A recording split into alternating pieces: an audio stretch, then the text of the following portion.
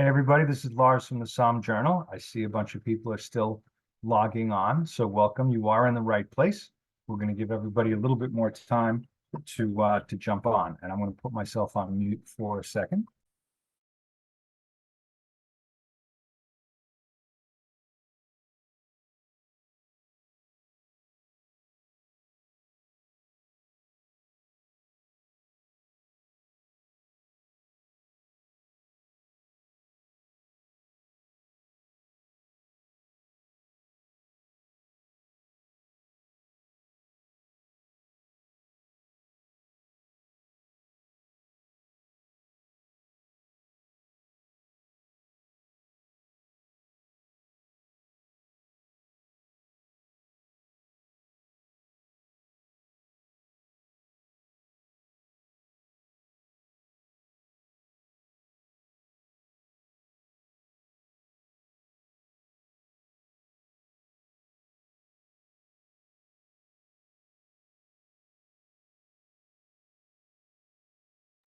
All right, so welcome everybody. This is Lars Light from the Somme Journal.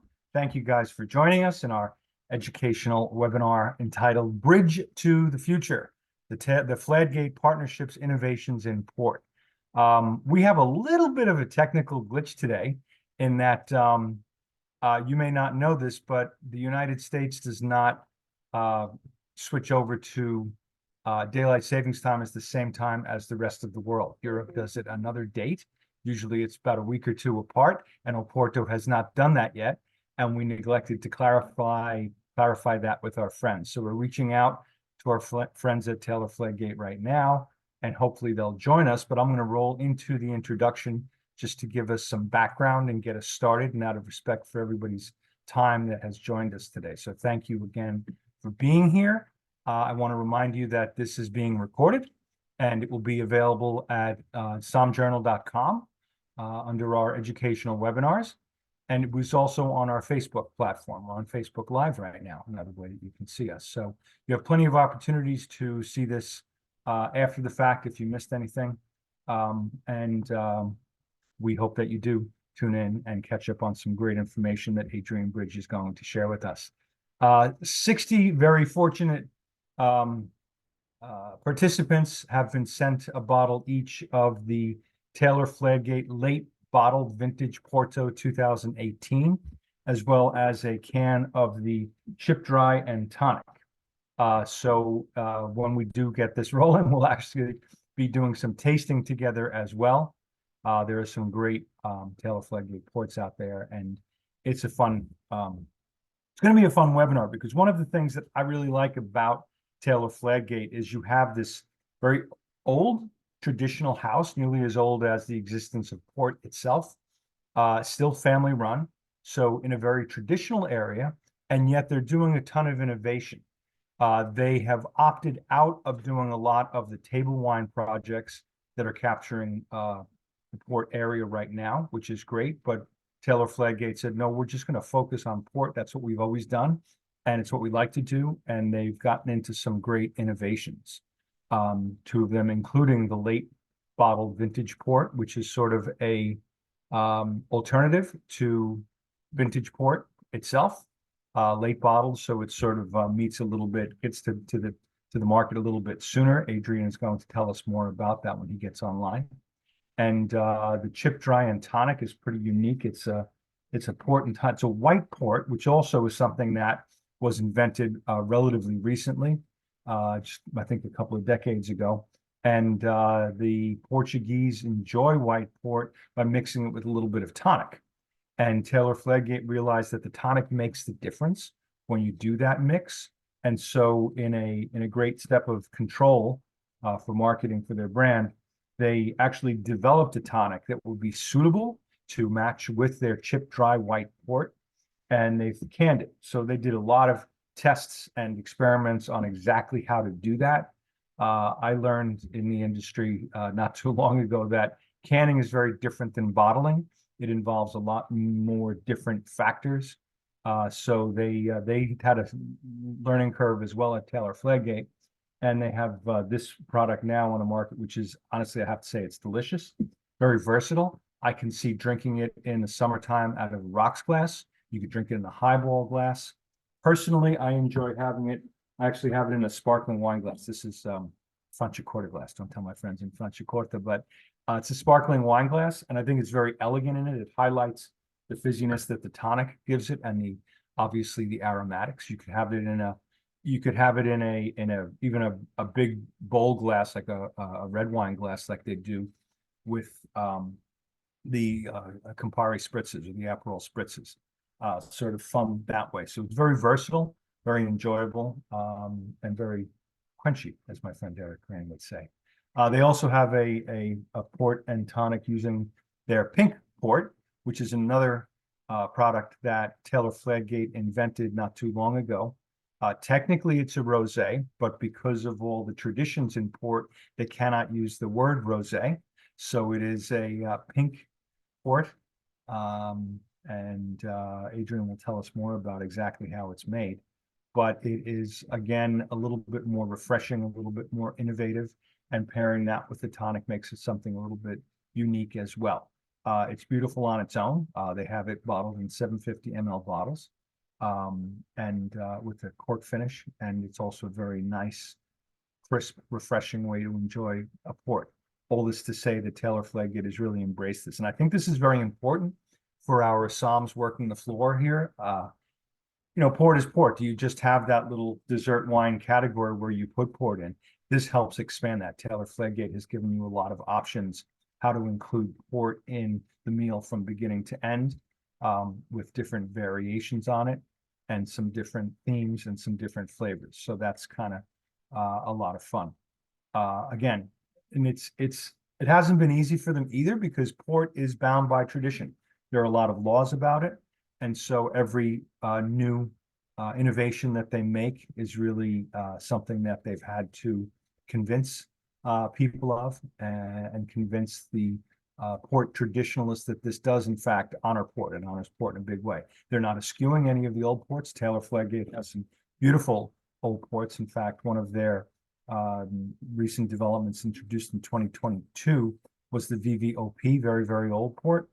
They also have a 50-year-old port. And then, of course, we mentioned the late bottle vintage port. They actually started introducing that in 1970. Pink port was introduced in 2008, and the canned ports came out in 2021. They're available on the market, and a lot of fun, as I said. So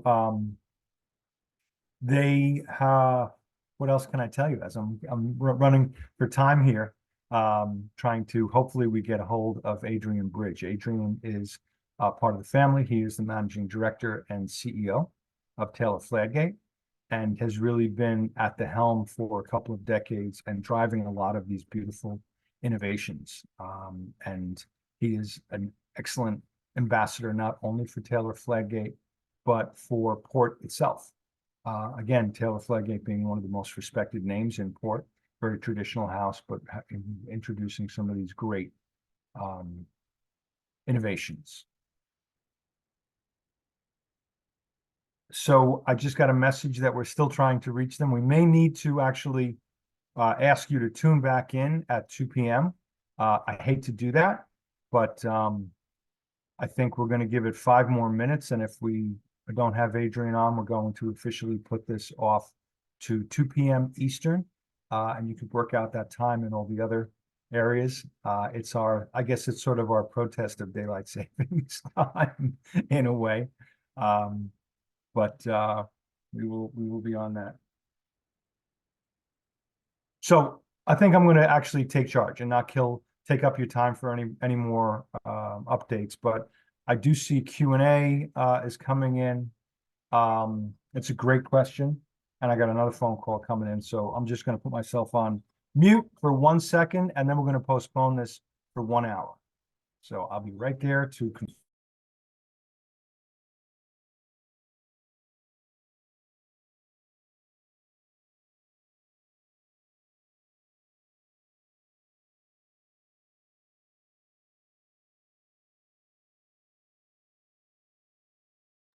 Okay, great news. Adrian Bridge is cleared his schedule, and he is going to be joining us shortly. So we don't have to put this off to 2 p.m. We're starting less than 15 minutes late, and I apologize for that. I will definitely keep track of the variations in daylight savings time next time. Another reason that, as I say, maybe it would be great if it was if we didn't do this daylight savings time thing, but not to make a political statement for sure. So there's going to be a recap of this in the Somme Journal as well. And I hope you'll enjoy that. And as I said, you'll have the video at somjournal.com as well as on our Facebook platform. So we're speaking Taylor Fladgate, and we're holding online for Adrian Bridge, who is the managing director and CEO of Taylor Fladgate. And he did have this on his calendar for 6 p.m. Porto time. So we've scrambled it to a fallback time. So he is moving to join us right away. Again, he's going to give us a little bit of a history of port, which is again, one of the world's great winemaking standards, and very traditional wine, but giving us great insight onto how Taylor Fladgate keeps it relevant in the 21st century, and especially for what I would say restaurant service, and even off-premise consumption these days. So port is not, they used to say any port in the storm, not referring to the wine, but now I think that basically you could say for any storm, there's a port. For any condition, there's a port, thanks to what Taylor Fladgate has been doing. And they're also very, as one of our attendees just jumped in on the Q&A, pointed out that they are very proactive on education, educating people to understand port, and especially understanding some of the new faces of port. That is vital. That is important.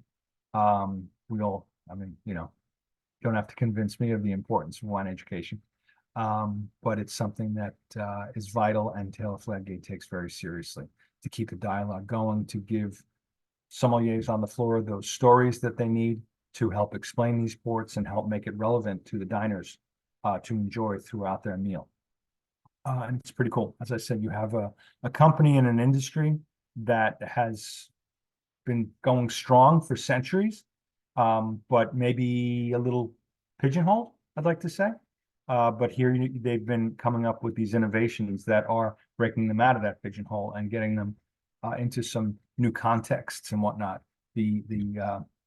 Certainly the can port, the chip dry, and tonic is something that would certainly be in a place where you would never think of having a port before, sitting out on a deck as spring starts to come to us, sitting out there and enjoying a nice refreshing glass of white port and tonic, or even the pink port and tonic.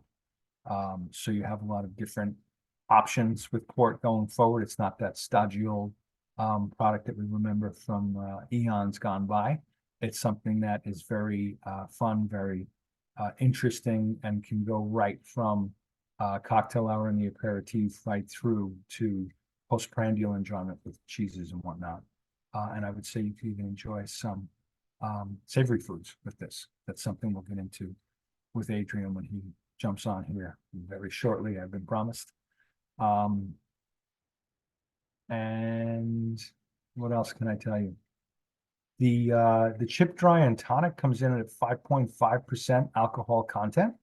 It's all from the Douro Valley in Porto, and it is made there, canned there, and as I said, they make the tonic customized as well. The late bottled vintage port has a pH of 3.68, acidity of 4.5 grams per liter. ABV is around 20%, which is kind of what you expect from a port. It's aged for 4 to 6 years in wood before it's released, and that's one of the differences between that and the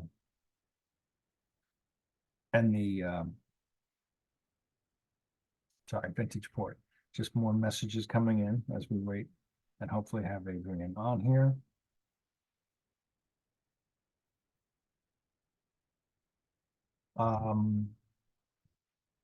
And the grapes, of course, are all the usual suspects: Touriga Nacional, Touriga Francesa, Tinto. Sorry if I'm slaughtering this. My Portuguese isn't up to snuff. Tinto Cao, tinta Roriz, and tinta Barroca. And that's it. It's March already, and we're very much looking forward to Somm Journal is going to be actively participating in the CIA Beverage Summit, which is going to be held in early May. Check that out on our website. It's been promoted a little bit in the magazine, and I will be on there doing a great seminar live with three really cool Somms. We have Jacob Gragg. We have from who was with Cardinal Bosco and Santa Margarita, USA. We have Bernie Sun from Co-Brand, who also imports Taylor Fladgate, by the way. And we have Gabriele Gorelli, who is Italy's first master of wine. So that'll be a very unique panel. We'll be writing that up as well. If you can't make it to Napa in May, I think it's the 4th or the 6th. Correct me if I'm wrong. And that'll be a fun panel where we'll be tasting through several wines and talking about the perspective. Each of these very talented individuals comes from a slightly different perspective in the way they were trained, and what they're looking for in their everyday life. So we'll be tasting through with them. It's a great opportunity to just, I always say, whether it's presentation or tasting methods or anything like that, it's very important to develop your own style. And the best way to develop your own style is sort of take a page from different people out there, learn how other people do it and say, yeah, that would work for me, or no, that wouldn't work for me. I like that way of approaching it, but maybe I would modify it a little bit to my own taste. So please definitely join us for that. CIA and Napa at Copia in early. I believe it's the Monday. I want to say the 4th, but again, I'm reaching here because I don't have my papers in front of me. But we're still waiting for Adrian to jump on.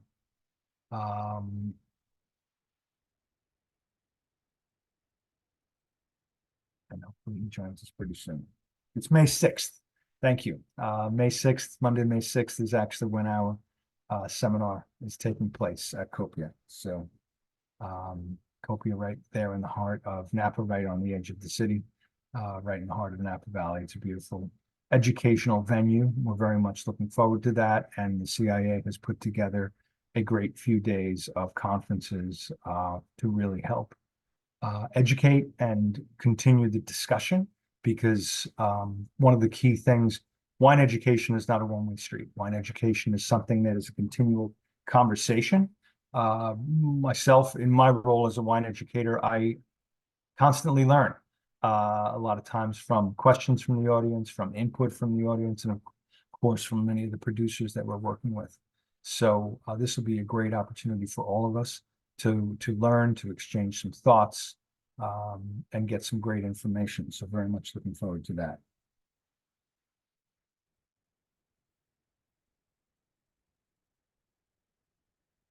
All right. Adrian, we hope you're out there and going to join us very soon. And I thank everybody for their patience. It looks like all of our participants are staying, and I thank you for that. And hopefully we'll be able to get started very, very soon and give you some great information. And as I said, if you have to leave for any reason, keep in mind that this will be recorded at sommjournal.com and on our Facebook platform. You can reach in and catch up to anything you might have missed. But Adrian is hopefully moments away from joining us. This is a man who's traveled the world, excellent presenter, and we're very much looking forward to having him on to speak with us. Some enlightening information.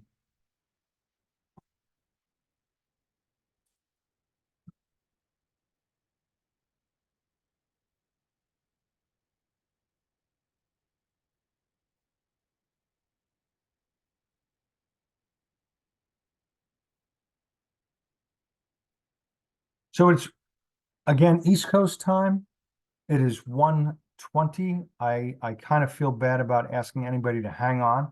What I would suggest is either put this on pause or step away from a moment and reconnect later.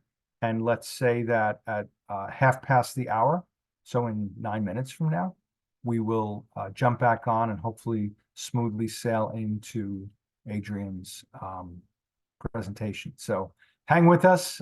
Be back here. I've run out of things to say. I could read you the text sheet for the late bottled vintage port, but I think that might put you to sleep. And I'd rather hear more about it from Adrian Bridge. So hang in there and tune back in, please, at 1:30. So 1:30 East Coast time. And I think you know how to do the math and all the rest of it. So thanks. Oh, and there, did I just see Adrian? Come on, there he is. All right. It doesn't look like we lost anybody, Adrian. So welcome. Sorry about that little surprise calendar. Big surprise. I've been somewhere else in the country, coming back from visiting a vineyard. Anyway, I'm here now. So we seem to have an hour difference from originally, but here we are. How many people are online then?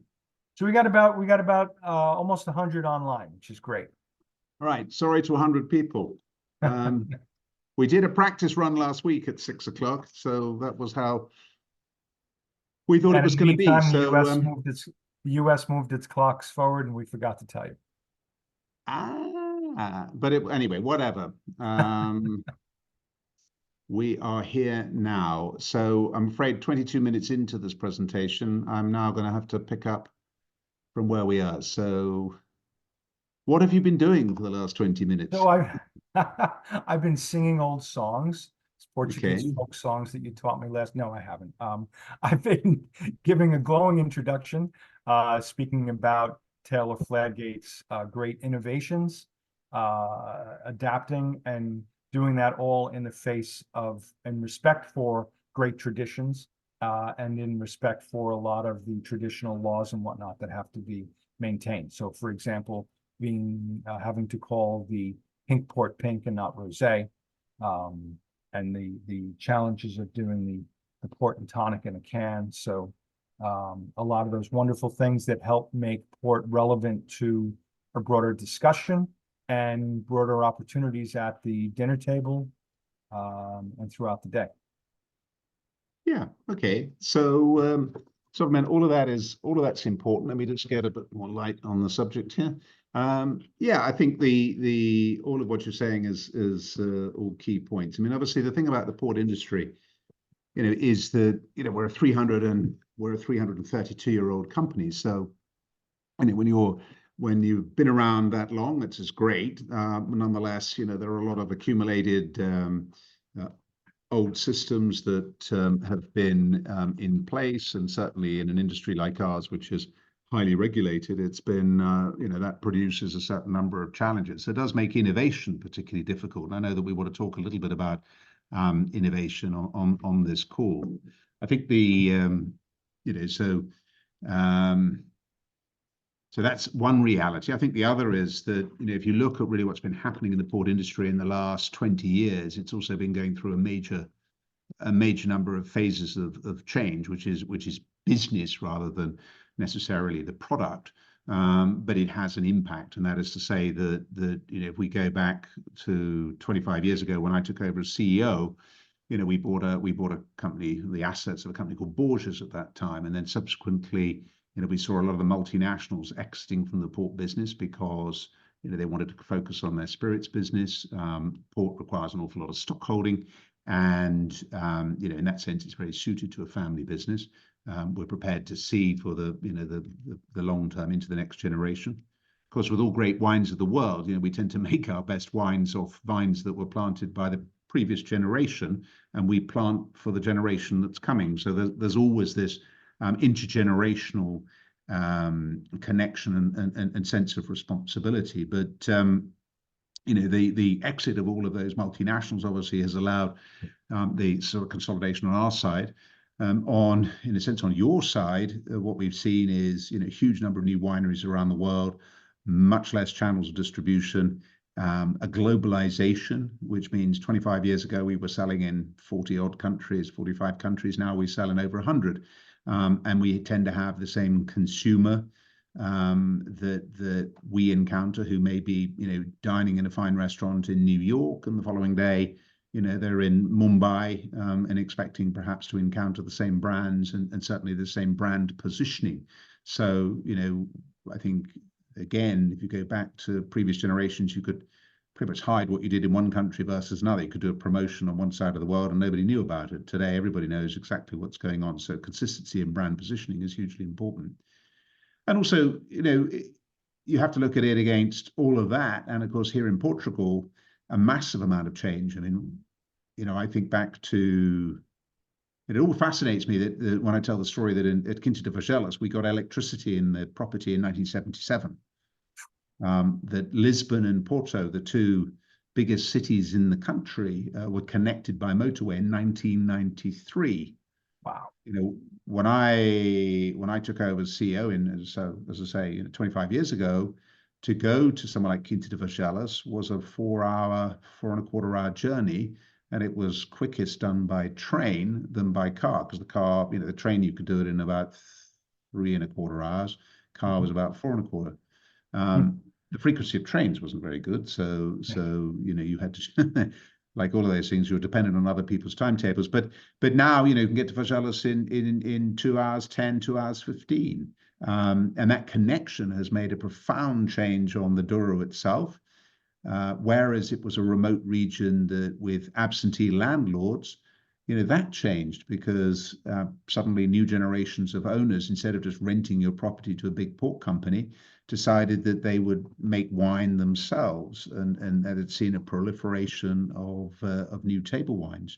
So these are amazing factors against which consumers worldwide tend to be drinking a little bit less and drinking better quality. So you've seen this decline in volume of port in the region of about 30% over the last 20 years, but the value of sales is maintained as the weight of special categories has increased. The special categories now account for about 25% of the volume, but over 50% of the value, which is a profound change that has been taking place. So all of these issues are important, and they're the important macro position, and against which we have certainly sought to innovate and produce new styles of port.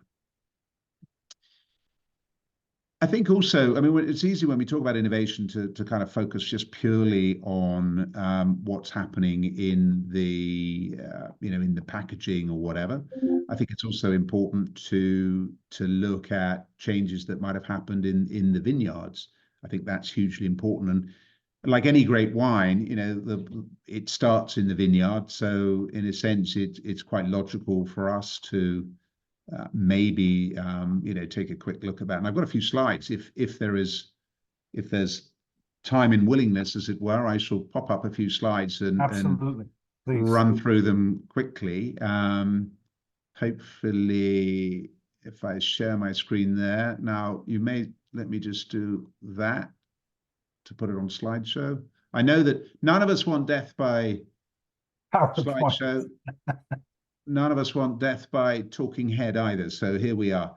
So look, I'll run through these pretty quickly. Here you've got, can you see this now? Is that all good? Can you go full screen on that? The lower bottom, you see where it looks like a projector screen?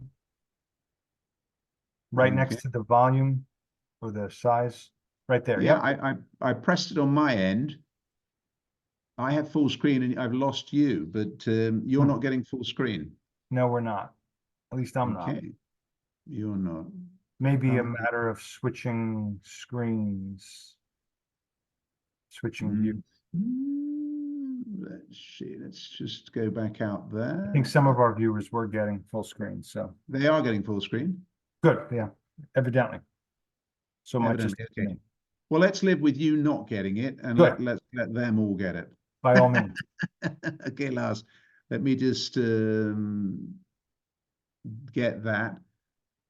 Now it should pop up. Okay, so I just put up a quick picture just to remind us that obviously we're talking about Iberian Peninsula, we're talking about Portugal, we're talking about the north east corner along the Douro Valley, and you've got there a couple of attractive shots of the historic sort of vineyards and that. But as we remember, this region breaks into three areas. As we look at the screen, what's called the bit behind the mountains, the Marão Mountains, fairly high rainfall, tends to produce a lot of volume port. The middle bit around Pinhal really the center where we've got quality port. So it's the combination of getting quality and quantity. And then when you get up to the as I look at the screen on the right-hand side, where rainfall drops down to 300 millimeters, which is really, a desert is pretty much defined as 300 millimeters. So you're getting really down into very, very dry conditions. You can produce very high quality, but very little quantity. And in fact, although that looks a very large area, most of it isn't planted. It's really only planted along the river. And this just gives you a sense here of sort of rainfall and summer temperatures. We obviously have a continental climate, so we get up to somewhere in the region of 110, 115 during the summer. We'll peak up at that, and we get down to freezing or just above freezing in the winter. But remember, we have the soil schistous, sedimentary rock. The vines push their way down into the soil to get to the moisture. Root structures will go down, somewhere in the region of 15, 20 feet. We've just had a very wet winter. We had a wet winter last year, so the vines this year are really recovering their vigor and are looking in good shape. We're just about to go to bud burst in the Douro. You said wet. Was it wet and warm or wet and cold? It was wet. It was wet and cold in November, December. So we had some really good cold conditions in December. January was warm. Okay. And at the moment it's warm, and we've got a nice spring sunny day outside. I've just been up to a vineyard this afternoon up in about 45 minutes north of here, where we have white wine variety, the Laredo grape variety, in which we make something called Palmeira, Royal Palmeira, and Eminência. So this is our new table wine business. And Great. their bud burst probably happened just over a week or so ago. And I was down in the Bairrada yesterday, and bud burst there was 3 weeks ago. Again, really provoked by a warm January. So this year it's earlier, and if we look at all the data, I mean, if we get time, I'll pop up some data, but it does show that over the last 10 or 15 years, things are getting earlier, average temperatures are getting higher. Climate change is a huge issue, and we've done a lot of work on that. Look at a couple of things here. I've got 2 slides here. Remember, in the Douro, everything, as in most Rhine regions, everything is pre-grafted or grafted because of phylloxera that struck our region. Things like grow tubes, which we introduced probably 20, 25 years ago, have certainly helped to reduce mortality of young vines down to less than 1%, which doesn't sound much, but if you were losing before 5 to 10% of your new plantings, and now you're only down to 1%, it changes the economics as well as it improves your whole vineyard management. Just a picture of a nice old vine. There we are. Traditional terracing. Still, everything on these has to be done by hand or the use of a mule. Both of which we do. Hence, you move away from that, and you've got really now, as circling here, the difference between the traditional terraces. This is a picture taken at our property called Quinta de Junco. You can see there's wonderful old terraces, everything done by hand. You can see what we call patamars or contour planting, which are basically partially mechanized, but you can't get to the interior slope behind that last row of vines. And then you've got vertical planting. And here we have some more imagery coming through. And there's the vertical. And the vertical really makes a huge difference. We can get planting densities back up to over to 6,000 vines per hectare. Good land utilization and efficiency. And in fact, we're driving a major change at the moment inside the company in our vineyards to remove all the sort of very short rows. So if you look at this picture, you see some vertical stripes, and then you see ones as a sort of chevron off to the left-hand side. If you look at the lower right of that chevron, you can see a very tiny little row that will probably disappear this year, along with other ones of that length, simply because they're very inefficient to look after. And we can use the licensing, the rights to have those vines in planting in other land in longer rows, and therefore gain efficiency, which is, I think, important. This is probably something that I want to just touch on a little bit here, because this is really the new way of doing things in the Douro, and this is really proper innovation in the sense of changing the way the vineyards actually look and work. This is what we would call sustainable viticulture. So this is planted by us over at Quinta de Rueda, which is one of the crop properties. And here we've taken a single row of vines, removed that inner one, which gives us access to the earth slope. We control the vegetative growth on that inner slope by mechanical cutting of it. So you can see that tractor in this picture is actually just cutting the grass, as it were, cutting back the vegetation. That means we've eliminated all the herbicides.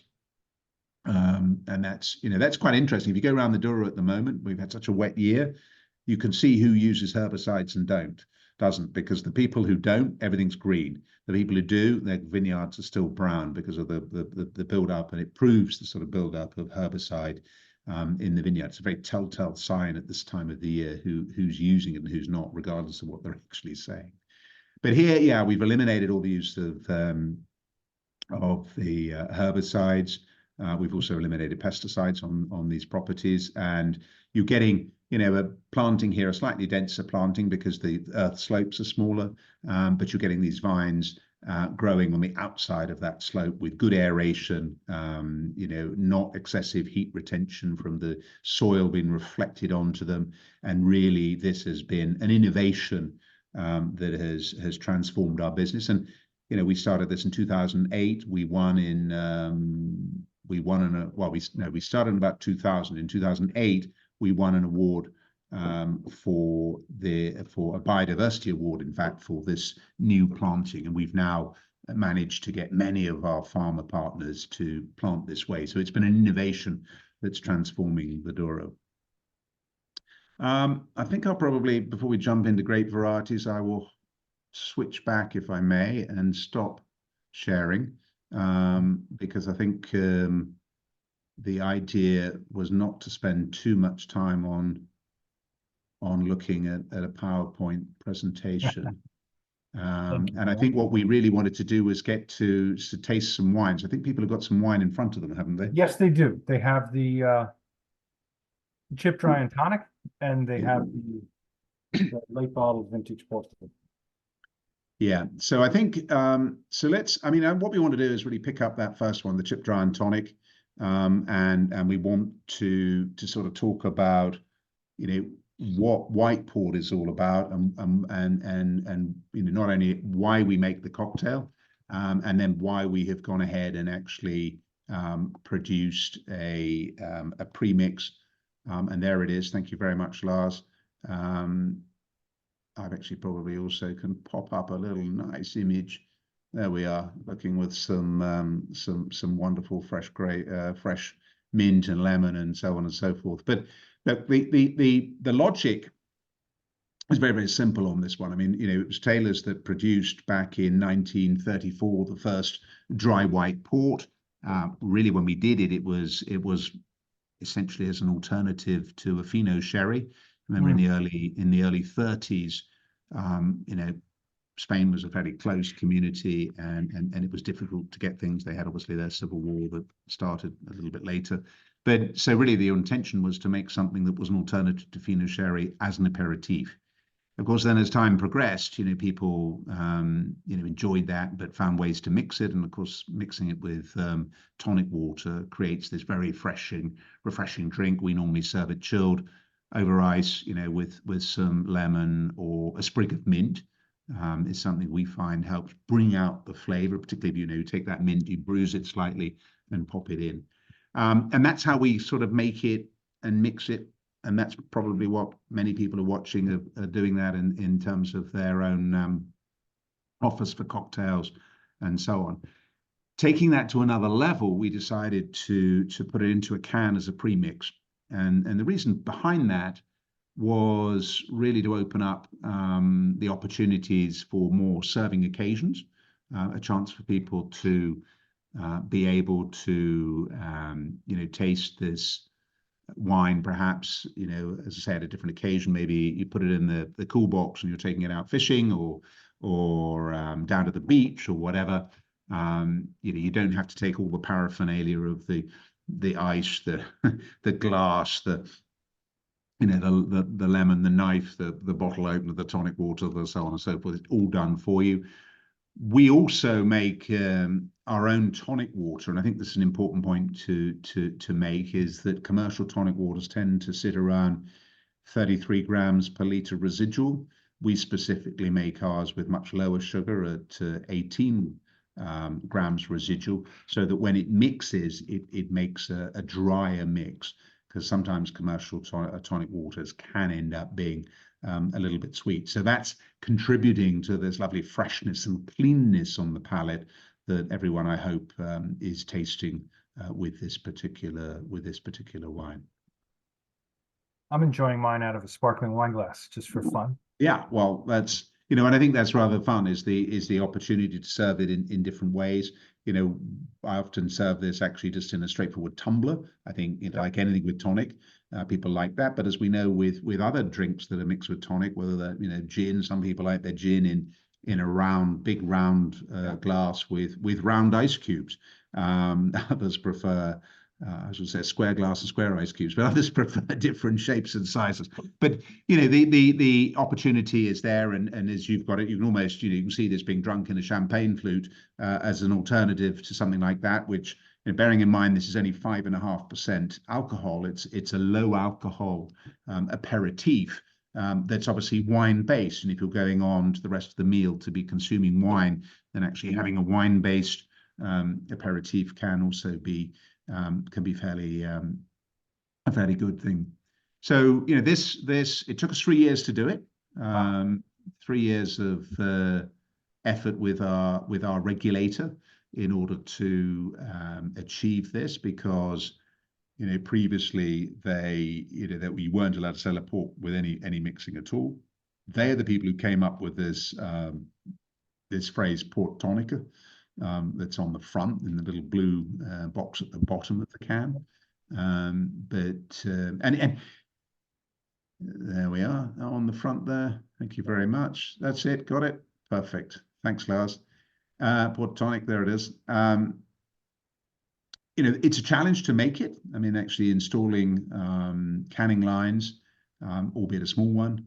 But you know, you'd have to chill this down to almost freezing in order to be able to inject the gas and hold it in suspension whilst you put the lid on and seal it. So it's certainly been technologically quite a challenge. But I think as a result, we've ended up with you know, a fantastic product with all that you know, convenience of and sort of a perfect mix. And we found that it's, you know, it's been lots of different outlets have sold that, whether that be, you know, convenience stores, where legally it's available, people in airports or in rail terminals. We've got it served on airlines. There's lots of places that are serving this because it's convenience. You know, just pop it. We tend to just simply pop it and drink it through a paper straw. That seems to us to be, you know, keeping it as simple as you possibly can. It's aluminium. You know, when we look at the sustainability, aluminium, it's very interesting. 75% of the world's aluminium is recycled. So it's one of the most recycled products in the world.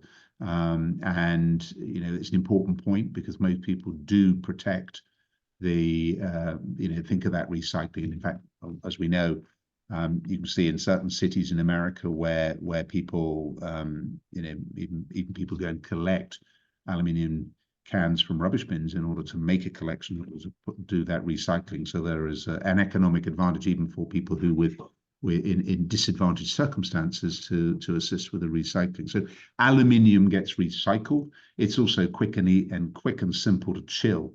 You know, it's a much thinner body, and so, you know, you can chill this down faster than you can chill a bottle. So you don't really have to keep this necessarily occupying all your precious fridge space as a sommelier. You know, you can actually have it and pop it in literally in iced water and cool it pretty quickly.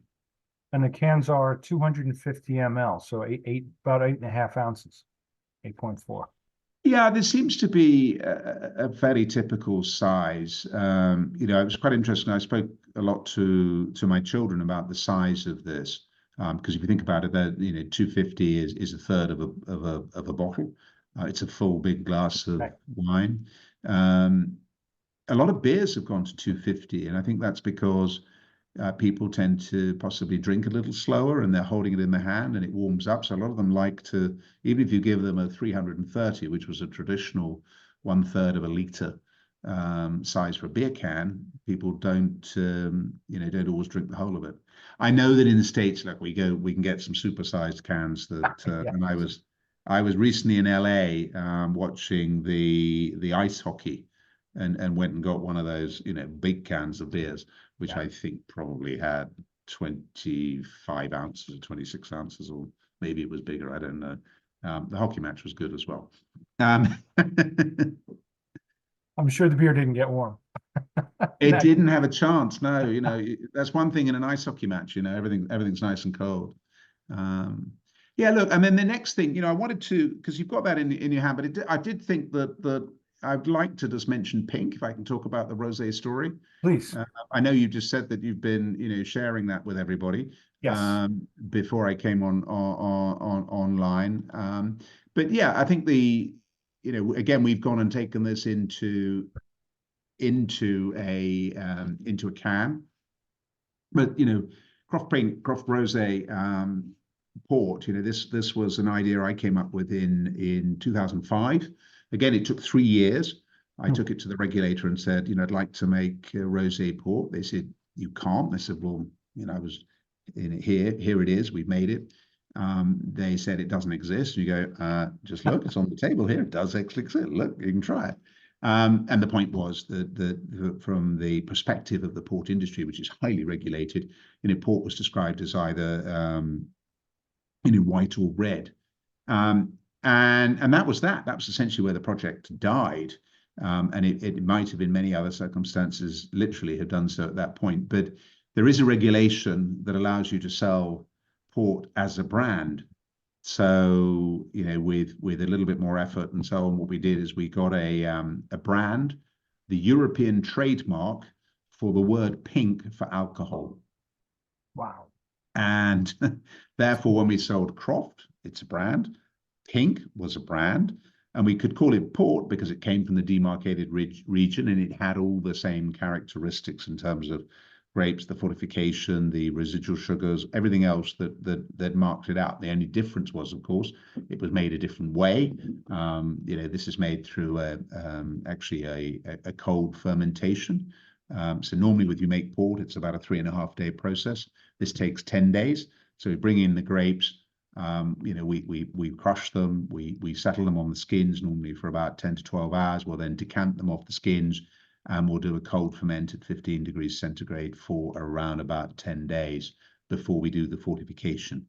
And then when we do that fortification, what we do is we use the fortifying spirit we use is the same one we use for vintage port. So super high quality, makes it very clean, very neutral. So when you have the Croft Pink, you really can't taste the spirit. It's deceptive because it is 20% alcohol, but it is quite deceptive how fresh and clean and non-alcoholic it tastes. Regulations didn't say whether we could, they don't actually regulate the glass color. So we put it in a clear glass bottle and the consumer understood it as a rosé, but nowhere on that did it say rosé. We launched it on St. Valentine's Day, so February 14th, 2008.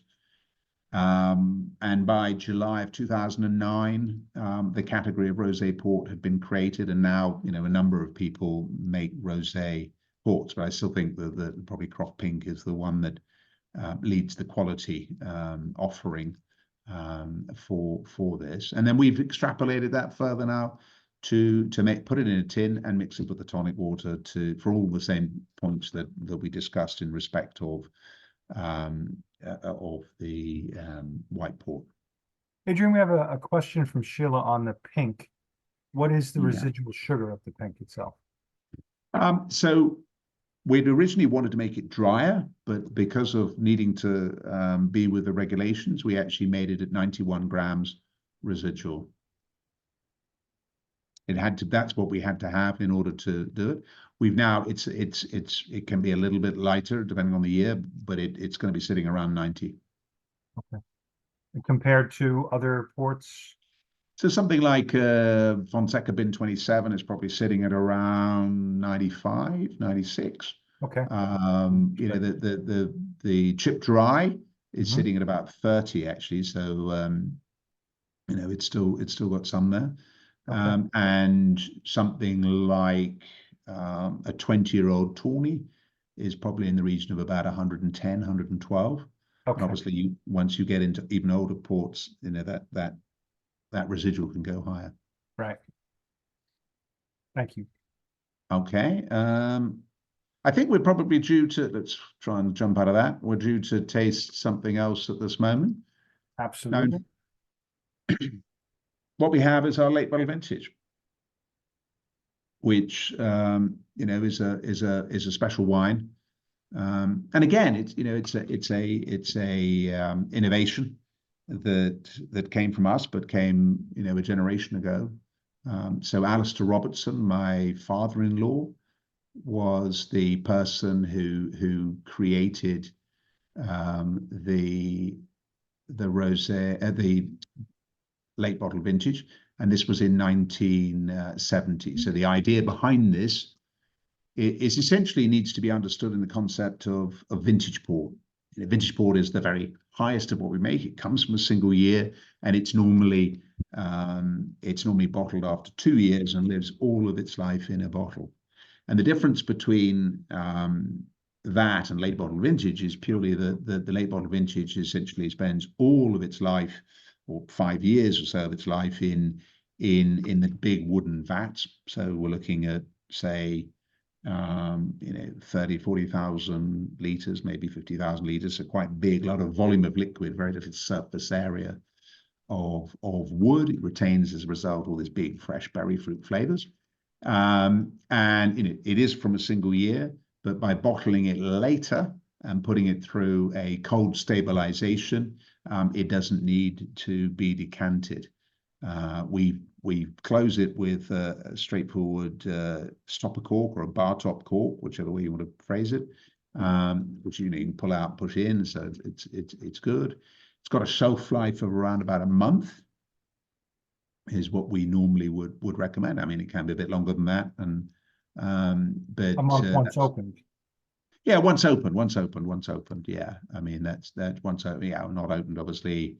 Right. It can stay. We don't recommend people buy late bottle vintage in order to age it, because if you're going to age a wine, particularly lying on its side, actually when you have a stopper cork, you know, it's not an ideal seal for long-term aging. You want a full driven cork, if possible, if you're going to have a long-term aging of wine on its side.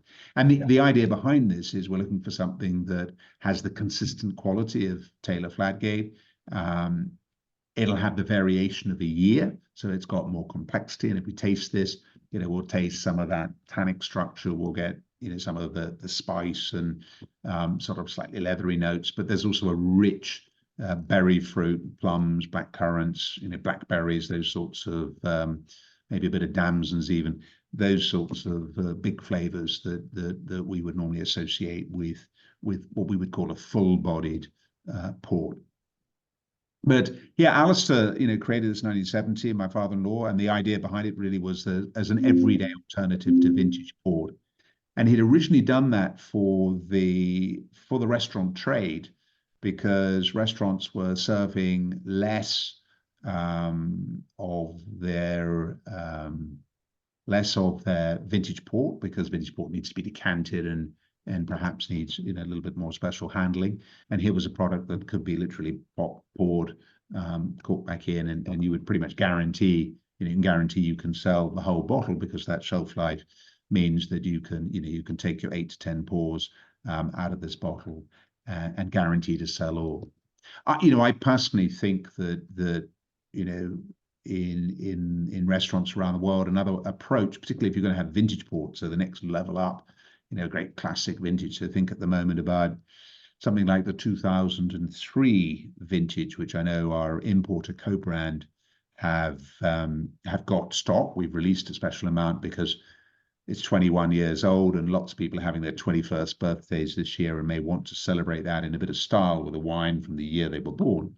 But I always say that with a vintage port, if you open it in a restaurant, if you're a busy restaurant, you open it on a Thursday night, and you tell the wait staff that the sommelier's choice is this week is Fonseca 2003. People have it on their pad and go, we've just opened this. It's in perfect condition, and between Thursday night, Friday night, Saturday night, you should be able to sell the 10 glasses and make sure then that you don't get left with vintage port that's open for too long. And I find that to be, a simple trick. We tend to use Vacuvan as well to seal it. Obviously, you can, if you've got a bigger needle on a Coravan, you can use it for vintage port, but you're dealing with the sediment there, so it's not necessarily ideal. Another way to do it, of course, is simply to decant the bottle and then double decant, so decant it out, take off the sediment, and then put it back into the main bottle, and you can push back in a cork and use a Coravan then. But that's how we deal with it. That's late bottle vintage. So if everyone's tasting it, they should be getting that big fresh berry fruit flavor, but also tasting that structure, that tannin which you can get on the teeth, and the weight and presence of this wine. And one of the other reasons that it was introduced and been very successful is compared to vintage port. This obviously is extremely good value. I mean, this is something that sells around $30 or so a bottle, might go up to 35 in some states, but compared to a sort of vintage port which might be over 100, this represents tremendous delivery in terms of quality of wine for the value. Nice. And then we popped it up there with some chocolate. I mean, chocolate's always difficult to pair wines with, particularly if people are still on their big red, they're still on the Cabernet, they're still on the Merlot, and you come to chocolate, particularly darker chocolate, which can be quite dry, and then you add the dryness of the table wine, that tends to be a little tough for people. You take a port and you mix it with it, you get that sweetness and lusciousness from the port, which complements very well the chocolate. And actually here in Porto, we've recently opened a chocolate as part of this big place we built called the World of Wine, which it's got a wine museum, a cork museum, wine school, all sorts of different things in there. We have also built a chocolate experience and a chocolate factory, so people can come and do their port and chocolate tastings, which I think we get lots of visitors to the city who kind of enjoy doing that. That's fun. What kind of glass would you recommend? First of all, would you recommend pouring this in, the late bottle? And secondly, is there a large variation in what you would suggest drinking any of the ports in, from be it a tawny or a vintage or anything along those lines? Yeah, look, I think the tendency has been to pour ports into too small a glass. So there was these sort of thimble things, which I don't think is necessary. Exactly. You need a bit of air. I mean, a lot of the enjoyment of these wines are the aromas. You're not going to capture that in something that's very small. Traditionally, that's what happened. Frankly, I would, if it was my choice, I would destroy all of those. And just, I'd use something like a white wine glass.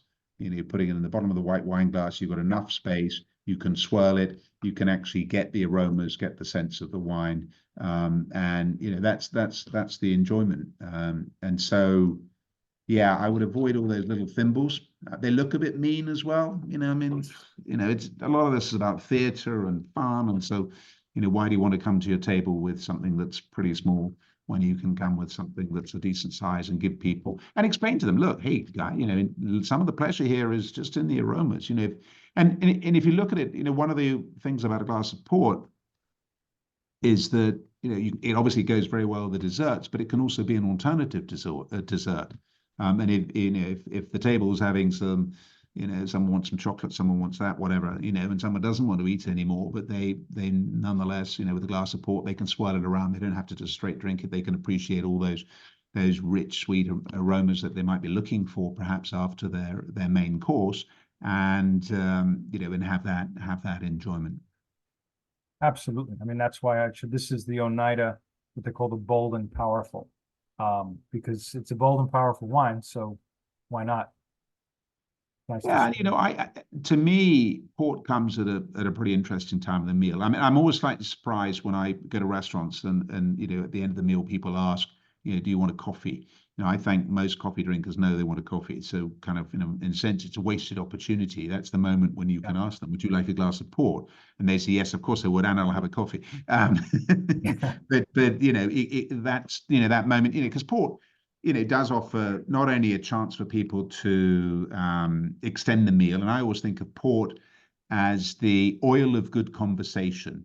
It comes at that moment when you've eaten, you're relaxed, you've got through, all the chit chat, you're on to, sex, politics, religion, all the fun stuff to talk about. Everyone's a little bit more relaxed, and give them a bit of port, and away they go, and they have fun. And it's that moment of changing a meal from simply an eating occasion into an experience and an event, and making sure that people get that enjoyment. And sometimes that comes with that conviviality, which comes towards the end of the meal, where people are sharing and they're more relaxed.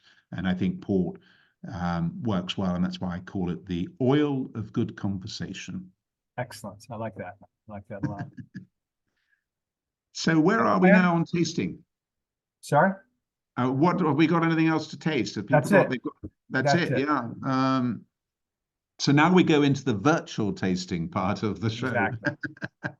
Yeah, no, well, I wanted to obviously call attention, because we know that this year on the sort of sommelier World Sommelier Awards, on that recommendation of the sort of top wines of the world, we've got the Taylor Fladgate 50-year-old.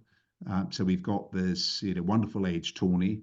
We've also produced something called the VVOP, which is the very, very old port, and that's about 80 years old. And that actually comes, let me find another picture of that. That actually comes in a really rather nice decanter. Here it is here. Oh, wow. It's beautiful. Yeah, let's try and get that into full size for everybody. Yeah, so we do this. This is VVOP. It's 80 years old. Comes in a very nice wooden box, one that you can actually, use as a memory box. It's not something you'll throw away. It's actually, the skillet inside is not only, it's wooden, it's recyclable, but the box itself is actually quite nice. You get the decanter is a fantastic thing. And we find that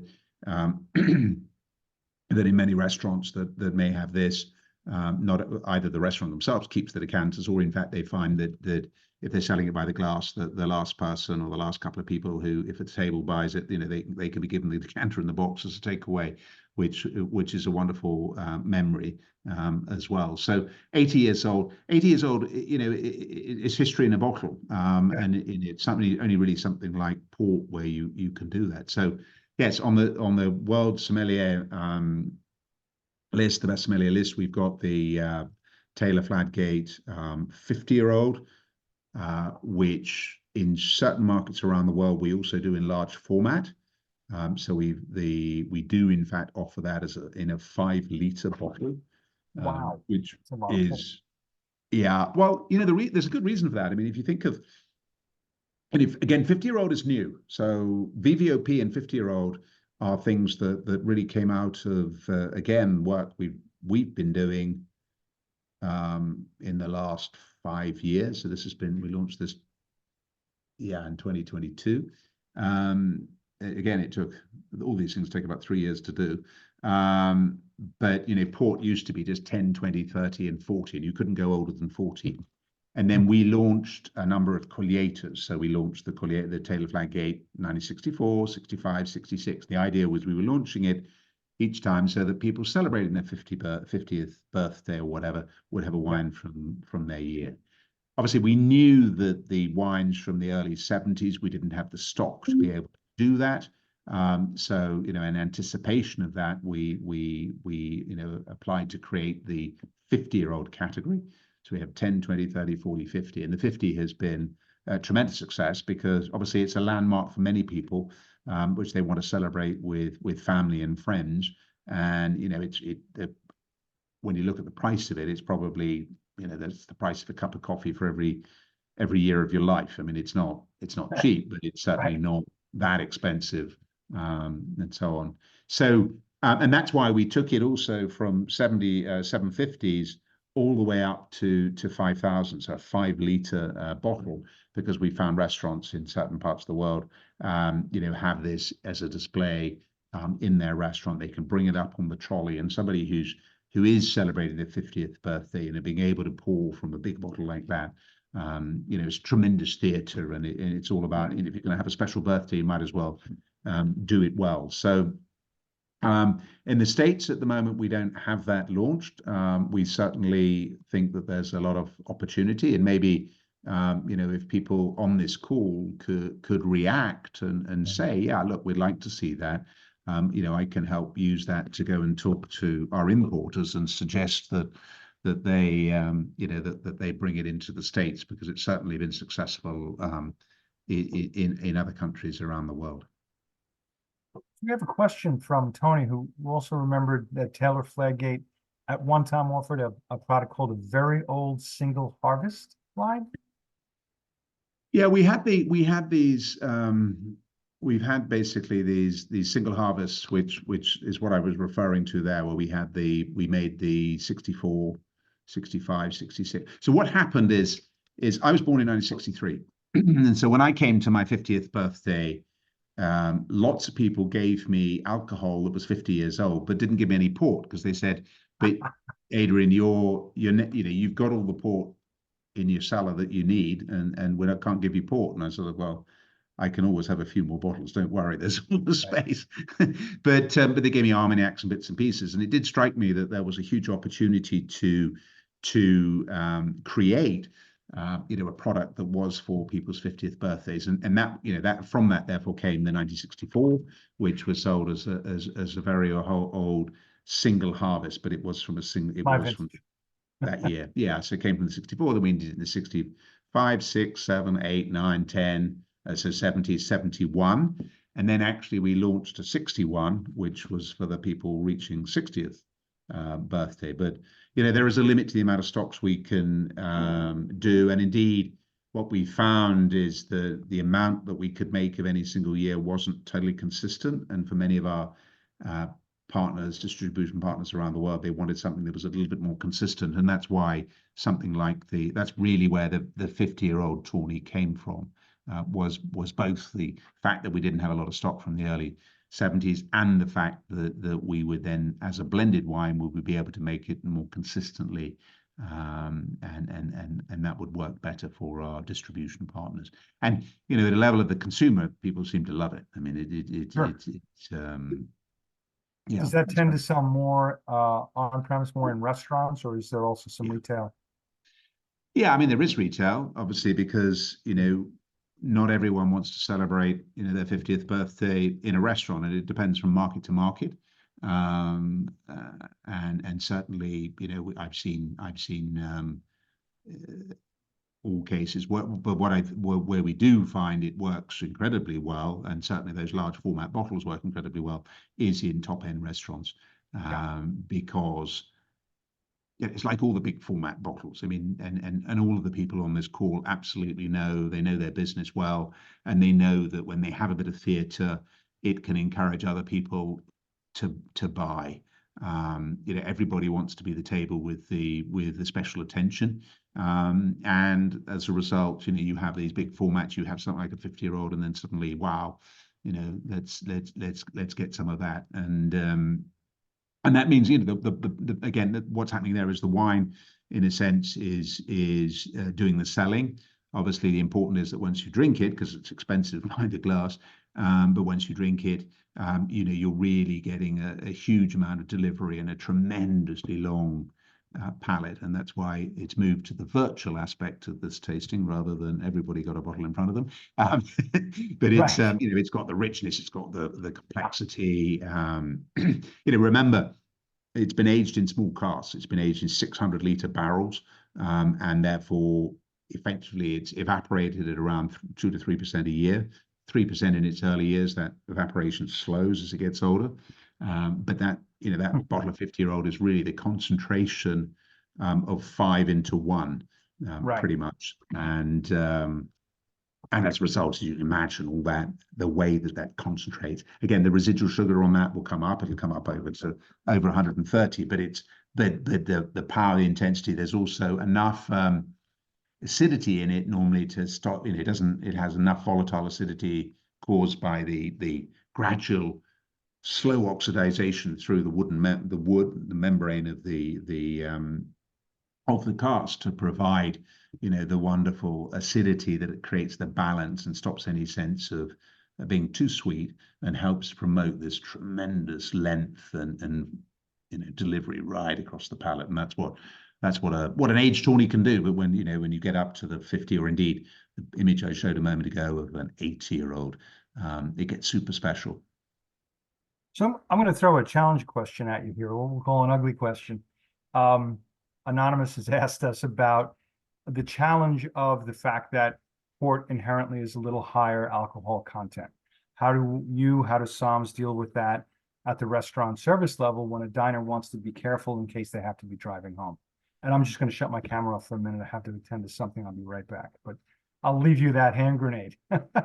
Yeah, look, I think it's, first of all, I think it's a very valid point. I mean, if people are about to drive, then probably they've been careful throughout the meal, and certainly having something strong and alcoholic at the end, will be something they probably avoid. In the same way, something that's twice as alcoholic, like a whiskey or a brandy or something that they may have at the end of the meal, they won't be having that. So yes, alcohol is there. Obviously, if we look at our premix in tins at 5.5%, that is clearly a low alcohol product. But most port at 20 has that higher alcohol. We have experimented down to 18. It's not actually yet allowed by the Port Wine Institute, so the regulations don't allow us to go down to 18. The ports themselves are actually perfectly viable at 18, and that may well be something that comes in the future. But I don't think that we're going to be making de-alcoholized port. I don't see that working really. I mean, I can't say that we've done a lot of experimentation on it either. But I don't think that that's going to be there. But yeah, look, no low, or low is certainly the premix. Reality, yes, it is. And if people are about to get in a vehicle, then probably it's best to avoid it. Call an Uber, call a cab, do whatever. Have a designated driver. I think all of those points are extremely valid, and we must all be, I think, conscious.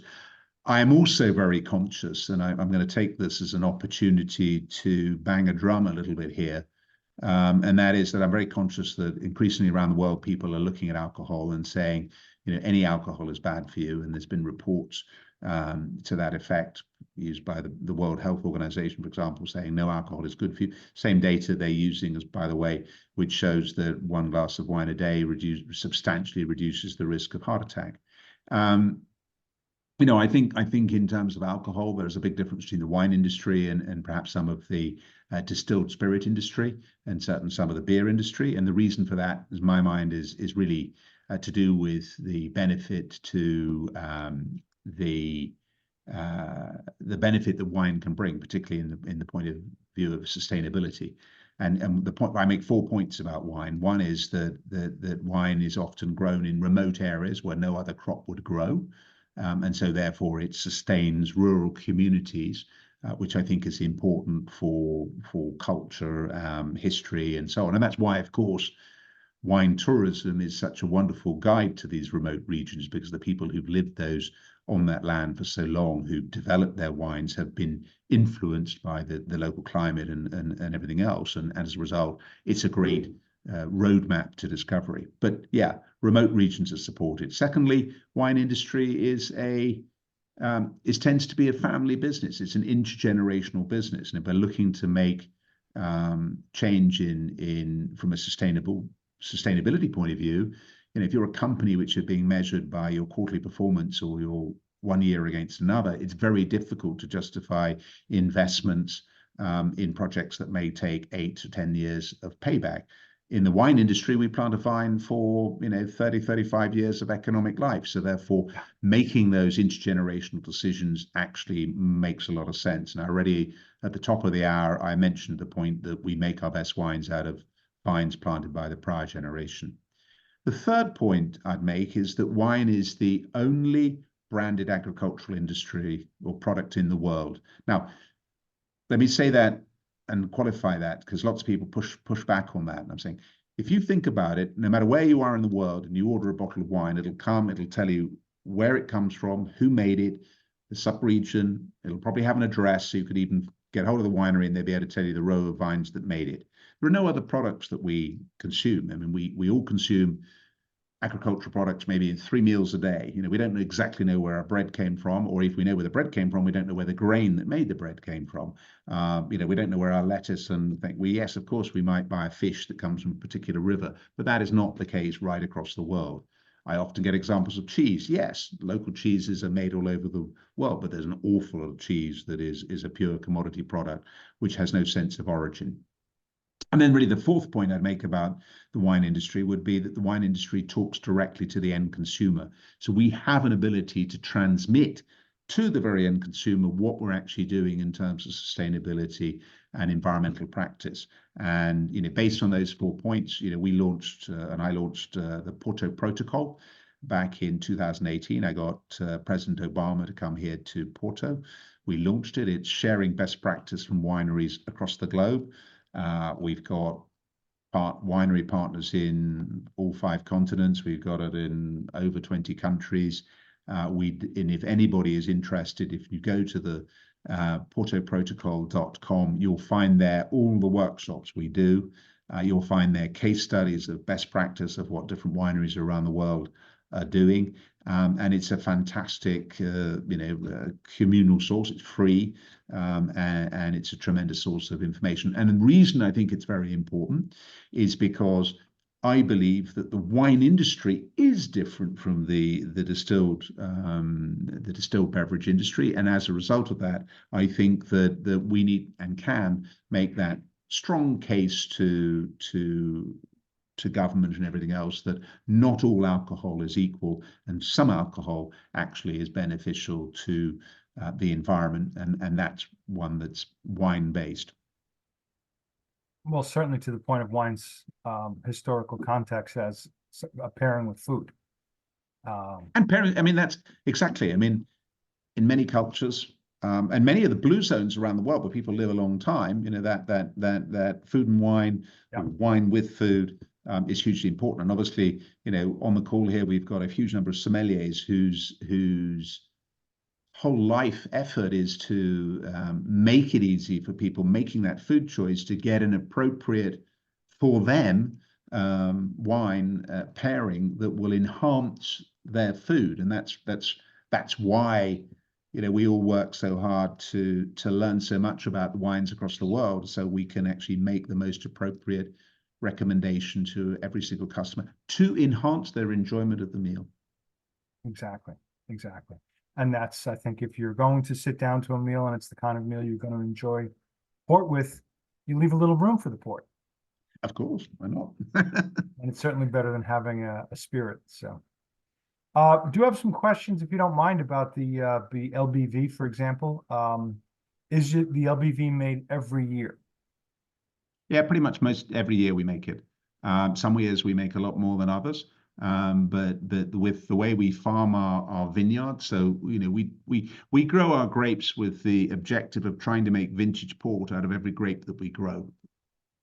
That's what we farm for, and all of our other products are downward extensions from essentially vintage port. it's very different from the way most of the rest of the industry look at it, who make, you know, the large volume of port and then take their better samples to be their upward progression to LBV or up to vintage. So we do come at the industry from a completely different perspective. But it does mean that the attention we give to our, you know, 1,000 hectares of, well, not quite 1,000 yet, but almost 1,000 hectares of acres rather of vineyards is all about trying to make vintage port, and LBV, you know, comes from that. Okay. And what would be the qualifications, the characteristics of a vintage in which you would make more LBV? You know, typically a year, it's quite interesting because we look at both absolute quality and relative quality. So normally when we have, you know, a very good year, we might make a vintage port. And another year we might have had a good year, but we don't make a vintage port because whilst they both might have passed the threshold, one is clearly better than the other, unless they're stylistically very different, which we saw in the run of 2016, 2017, 2018 vintage ports. But in a year that's been very good, that's allowed us to make a vintage port, very often we've also got a lot of very good ports as well. And that means we tend to make a lot more LBV. In a year that's frankly weak because it's been the wrong rainfall, or it's rain in harvest, or it's been too hot, then our ability to make that is limited. So it does tend to have quite a strong correlation to the years where it is a declared vintage. Tends to be years we've made more of it. And is that decision made pretty much immediately, or is it based after time in the cellar? Yeah, so what we do is and we've just completed the exercise of tasting all the ports we made back in 2023. At this stage, we categorize them, ones that are going to go for, say, Fonseca Bin 27, or they're going to go for age Tawny program, for the 10-year-old program, or the 20. And again, a lot of people get confused about this. They think we just put everything aside for Tawny, and then some we sell at 10, some we sell at 20, some at 30, some at 40. That isn't the case. We put wines aside specifically for 10, specifically for 20, and perhaps only every 2 or 3 years do we get wines we can put aside for 30 and 40, because it need to be bigger wines that are going to age for longer. But at that stage, we put wines aside. We think, yes, this is going to be a perfect LBV. Others we put aside as potential vintage ports, and we then taste those. And that's actually a series of tastings that we will start next week, where we'll be looking at what we put aside as reserves in 2022, and deciding whether we're going to make a vintage port from 2022. And out of all the lots we put aside for that, let's say we decide to make a vintage port, we may use half of what we put aside. The other half would end up becoming an LBV. And of the last 2 decades, this is asking you a lot off the top of your head. Of the last 2 decades, how many vintage ports were declared, and what were some of the more significant vintages in that? Yeah, so obviously, you know, we made the 2000. A lot of people made 2000. It was a millennial year, and it was very exciting, and it happened to be a very good harvest, and that's a lovely wine. There was quite a lot of classic vintage port, as we say, made then.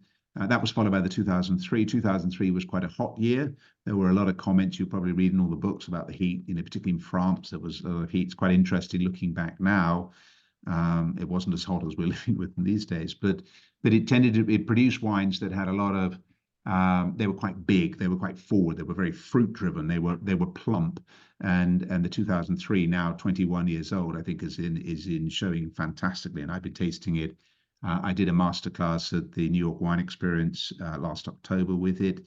I've tasted it in different places around the world and a number of times in the last 5 or 6 months, and it's been absolutely stunning. I think it's great to have. 2007 could be characterized as being very pure, quite tight tannins, lovely structured wine, very, very pretty, very elegant, very lovely.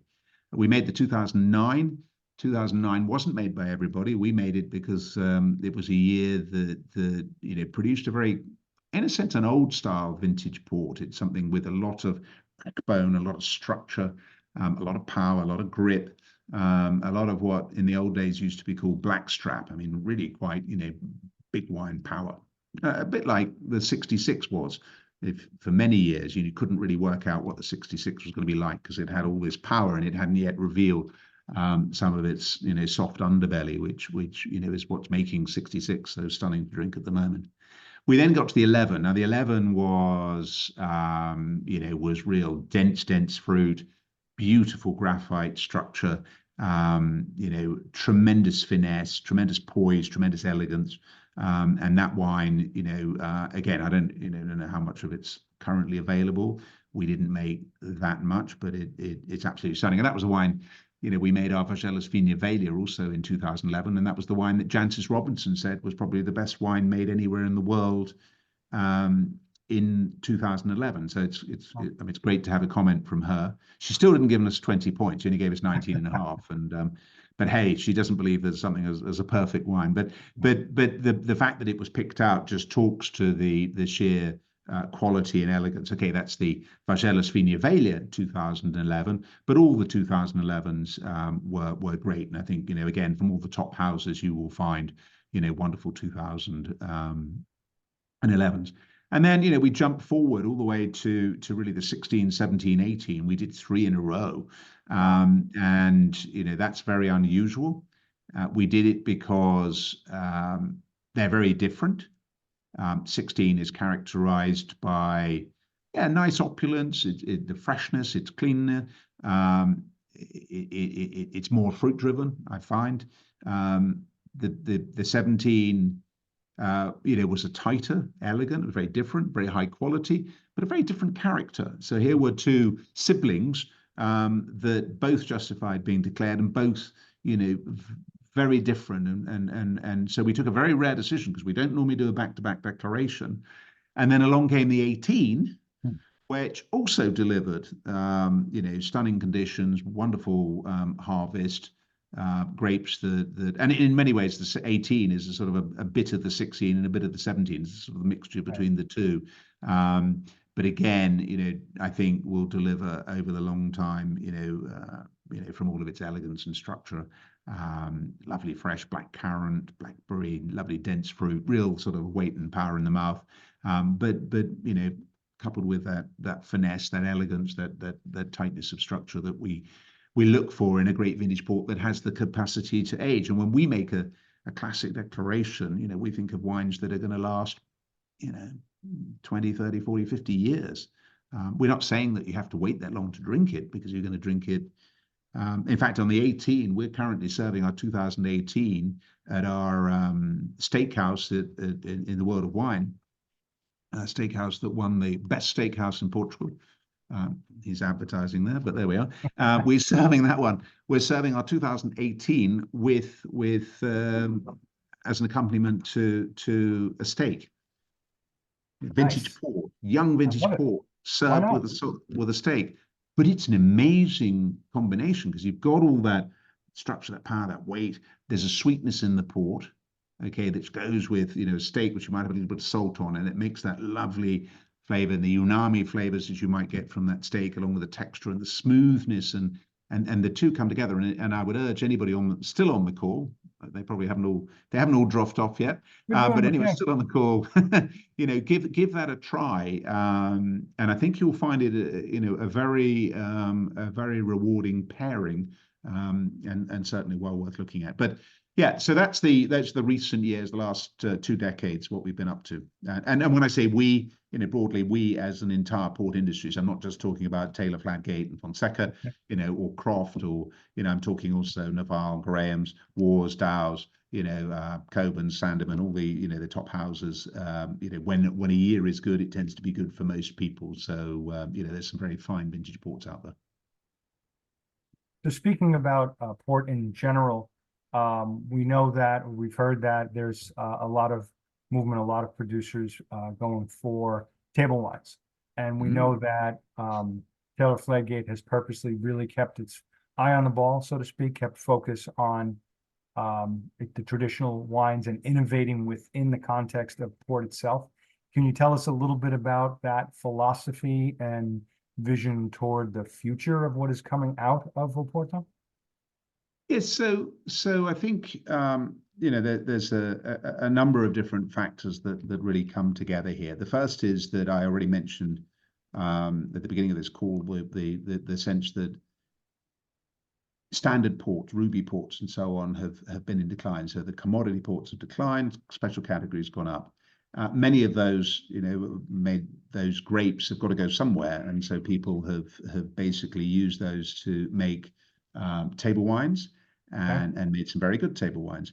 And then you've got, as I mentioned also earlier, the sense of the absentee landlord who used not to come to the door, that was too far away. Their children who've kind of grabbed the family property and said, I'm going to make some fine wine here.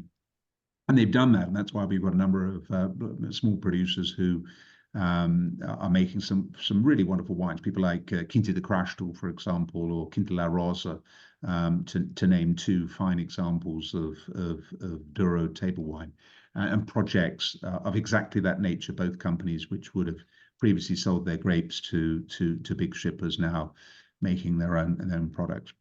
I think our view has been that we've needed all the grapes that we grow to focus on special category ports, because the growth in category ports requires us to have very large stock holdings. Our current stock holding is somewhere in the region of 42 million litres, which is enough to fill nearly 18 Olympic swimming pools of Wow. port. That would be an interesting Olympics if that's what Yeah, we I would see. swim for that one. See if Don't we think can I'd persuade make the medals French. though. See if we can persuade the French this summer to hold their Olympics in a pool of port, as long as they pay us properly. Yeah. Anyway, so look, a lot of stock, and you have to build up that stock, and we therefore needed the production from all of our vineyards in order to do that. I'm not against the table wine business. In fact, in our own distribution companies here in Portugal, we have been created and successfully created some brands for other people, distributed those in our hotel called the Yateman, which is probably the leading wine hotel in Europe. We have a two-star Michelin restaurant there and all that sort of stuff. But we've got the best Portuguese wine list in the world. So, and that makes sense because people are coming to Portugal, they want to taste Portuguese wines.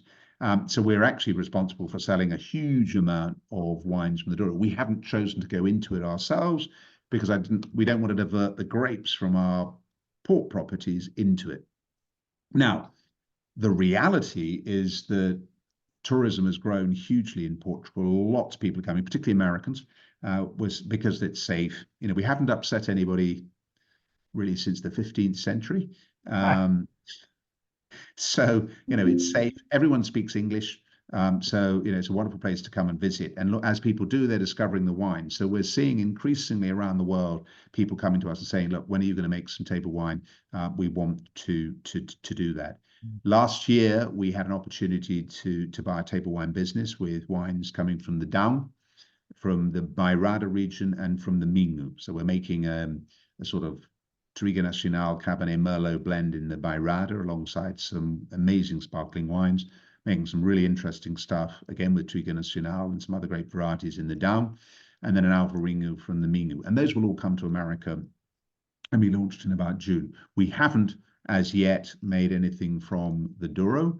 In order to do so, we would need to buy a vineyard specifically for that purpose. But I would probably be misleading this audience if I didn't admit to the fact that we are looking very closely at that. Well, that wouldn't surprise me, given Space. the dynamism of your philosophy, your family philosophy and company philosophy. So, well, all right. I think we've had a great conversation. I thank you very much for jumping in on that early schedule. Sorry about the daylight savings time confusion. Thank you. I apologize again. I'm sorry that it was one of those days when I wasn't actually at my desk to then immediately be able to jump in at an earlier time. I was actually out visiting a vineyard, but delight and thank you, Lars, for hosting. Hopefully everybody has got some value out of this. And I hope, that you're perhaps inspired to go and serve some port, but I also would like to think that people are inspired to come and visit us here in Portugal, learn a bit more about it. We certainly would be delighted to receive you. And I know we would. I also know our major competitors, have active visitors rooms, and would love to welcome sommeliers and professionals, and also, if I can say one final word, and that is a big thank you to all of you. And I thank you because you are the people that, through your knowledge and dedication, actually make the connection to the consumer, and a consumer that sometimes might be a little bit nervous about experimenting, and your knowledge and encouragement often helps them take that first step and enjoy and have their tasting experience enriched. So thank you for listening. Thanks for the hopefully absorbing some of this knowledge, but certainly we look forward to welcoming any of you here to Portugal if you wish to come and visit. Thank you, Adrian Bridge from Taylor Fladgate, on behalf of the Somm Journal. As we mentioned earlier, this is being recorded, so it is on sommjournal.com in our video library, and it's also been on Facebook Live. One last real fast question for you, Adrian. You mentioned visiting a vineyard today. How many vineyards are there under Taylor Fladgate that you would over the course of a year visit? Oh, gosh, we own at this moment, we've got what, 18 vineyards of our own, but we've got 72 professional farmers who supply to us, and I try to get around to see them, but obviously I can't. People like David Guimaraes, who's our head winemaker, he'll see them the whole time, and our viticultural team. Yeah, one great advantage, and this is also final plug to come and visit. Portugal's very small, and actually you can get around and see quite a lot of things in a fairly short period of time. Cool. Well, hopefully a lot of us will take you up on that. We look forward to it. Adrian, Lars, I look thank you forward very to it. much. Thank you. Thank you for your Thanks, time. everyone. Thanks, Thank Lars. you all for tuning Bye-bye. in. Bye-bye.